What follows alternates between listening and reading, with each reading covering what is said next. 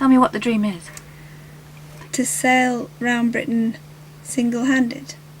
To be the first disabled woman to sail round Britain. And to have lots of fun while I'm at it. Now this is a second attempt at this particular dream. Last year wasn't so good because of the weather. Can you explain what sort of stopped you, really? Yeah, we left a bit later than we wanted to, which was late anyway, through necessity. And that meant that we ended up with hurricanes from the States just throwing themselves at us one after another. So we were just pinned down by the windiest summer on record. And is there any set period in which you can do this? We have a time limit of about 12 weeks, and that's purely driven by funding.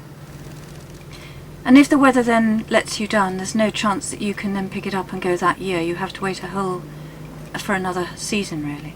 Yeah, absolutely. The weather, as everyone knows, goes in seasons. We need relatively low wind speeds. We need the water not to be too cold because people have to come in to rescue me, or they fall in accidentally transferring from boat to boat. Then we need them to be safe. So leaving it for a year, how difficult has that been? It must have been so frustrating for you.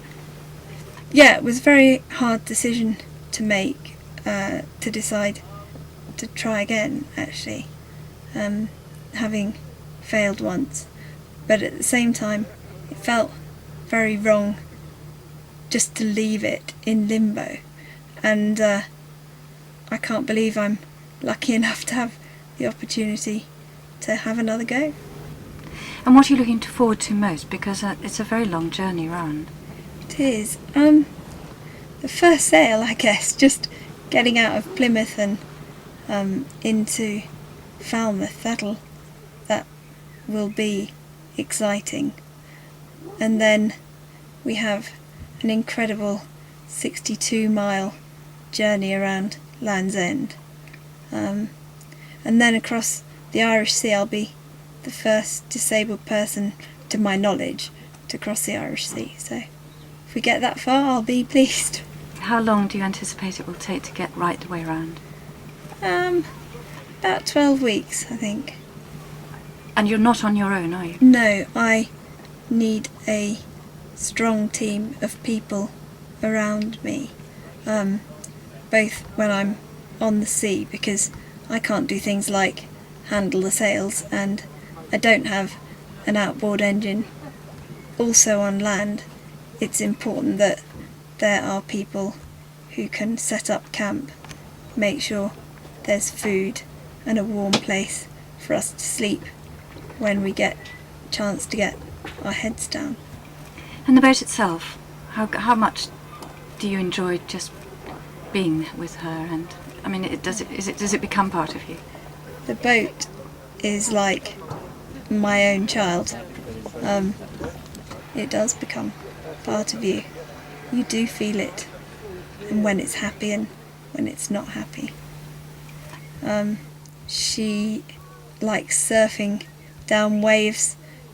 You get a vibration in the boat so that the whole hull hums as you sail, and that's just beautiful to know that you've got it just right.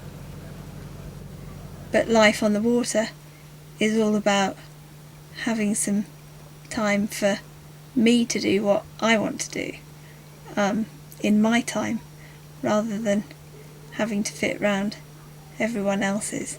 So it's quite a selfish thing, really.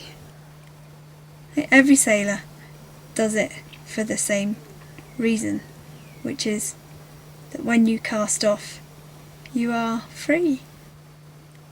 Yeah, I think you can probably multiply the feeling of freedom by about 1,000%, because when you're disabled, you leave the wheelchair and everything that goes with it on the dockside, and you're just you in your boat doing what every other sailor does. Do you feel disabled when you're out on the boat? No, disability doesn't come into it. The only thing that's annoying is that I can't do two things at once, so... What sort of message would you like to give to people who watch you taking off and enjoying an amazing adventure? It is possible to live your dream. The first time I sailed, I was terrified of leaving the house. I so nearly didn't go, but boy am I pleased that I did, so I hope it inspires people to do the same thing, really. Take that hardest step, which is the first one out of the front door.